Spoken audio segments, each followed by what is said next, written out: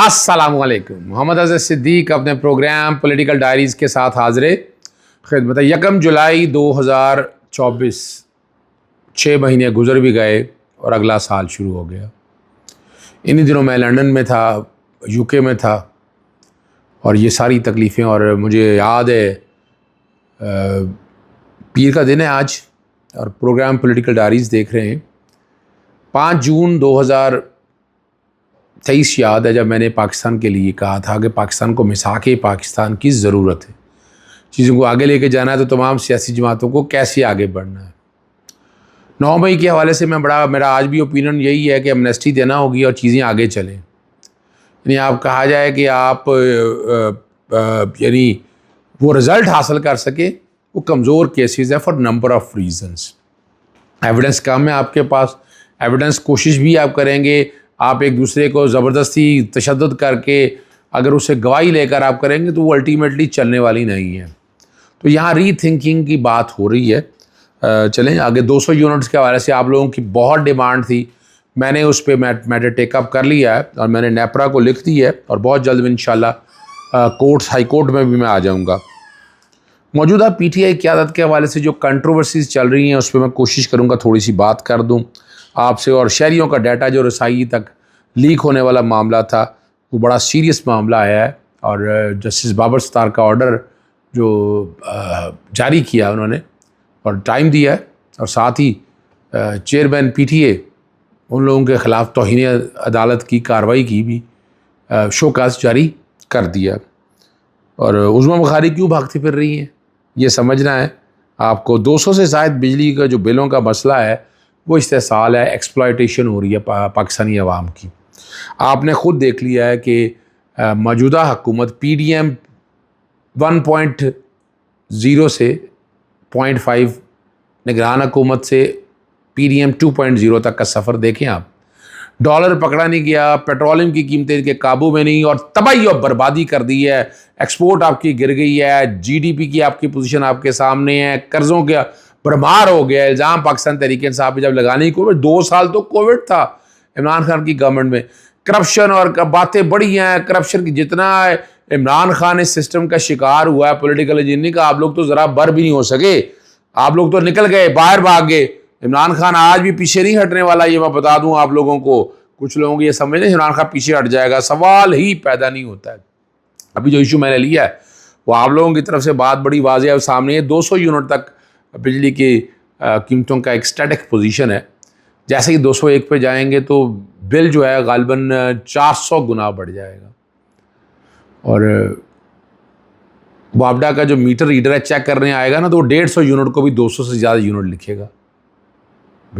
वो आप जाएं जाकर रिवाय आज तक नेपरा ने तो ये कुछ किया नहीं है ना, यानी 3-4 नुकसान होते हैं उसे। और मैं बड़ा सीरियस मामले को ले रहा हूँ।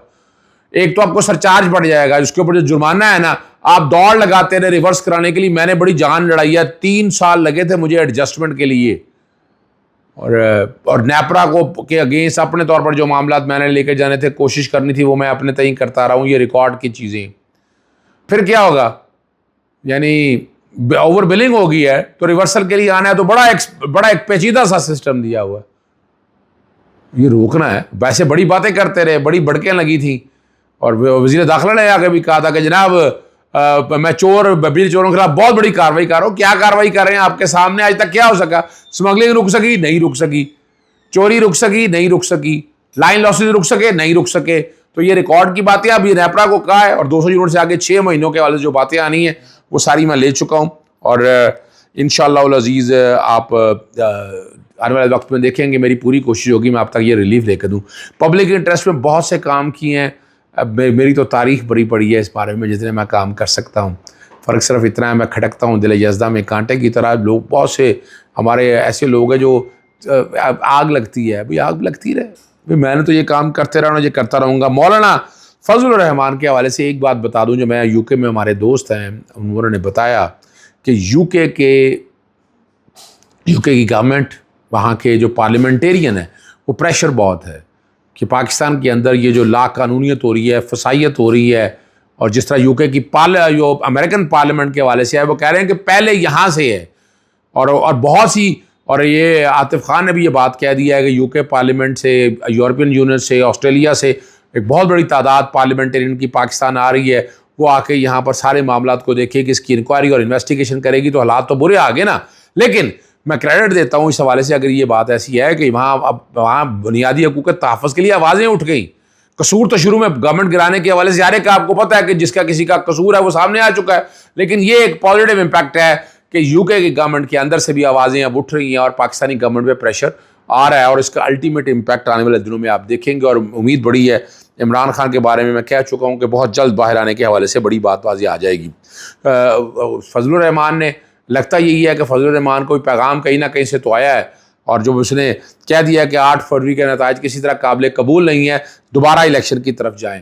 अच्छा, मैंने उसकी भी एक लॉजिक आपके सामने रखी थी, वो लॉजिक मैं फिर आपके सामने एक्सप्लेन कर देता हूँ। देखिए, फॉर्म 45-47 का झगड़ा जो है ना, ये सारा आने वाले अगस्त सितंबर तक आ जाना, लोग सड़कों पे आपको नज़र आएंगे। वो मौसम की वजह भी कह सकते हैं। जब चीज़ें सारी सामने आएंगी ना, तो अब जब देखिए कि गवर्नमेंट टॉपल होने वाली है, हालात ख़राब हैं, तो क्या होगा अल्टीमेटली नवंबर के करीब या उससे पहले क्या होगा, जब देखेंगे कि इन हाउस तब्दीली होने जा रही है, तो इमरान खान आगे आ जाएंगे, 2 इनकी रिज़र्व सीटें भी इनको मिल जाएंगी, तो फिर वो गवर्नमेंट डिज़ॉल्व करने की तरफ जाएंगे। वो इंक्वायरी और इन्वेस्टिगेशन, यानी ये तारीखी बात बता रहा हूँ कि जो मेरी अपनी गट फीलिंग भी है कि उस तरफ जाने नहीं देंगे, इसलिए वो बयानिया पहले ही बन रहा है कि नए इलेक्शन की तरफ चले जाएँ, पहले ही नए इलेक्शन की तरफ भाग जाए। यानी इसकी इंक्वायरी, और अब देखना ये है कि इसकी इंक्वायरी और इन्वेस्टिगेशन होगी तो हालात बहुत बेहतर आ जाएंगे।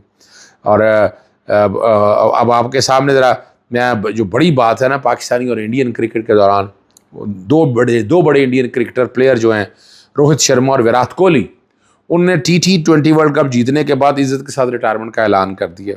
और पाकिस्तान की बदतरीन शिकस्त खाने के बाद आप ये है कि किसी पाकिस्तानी प्लेयर ने इस्तीफ़ा दिया हो, पाकिस्तान क्रिकेट बोर्ड के चेयरमैन ने इस्तीफ़ा दिया हो, किसी ने कोई एक्शन अभी तक लिया हो, वो आपके सामने है। और ये अगले कॉन्ट्रैक्ट के लिए इंतज़ार में बैठे हुए हैं।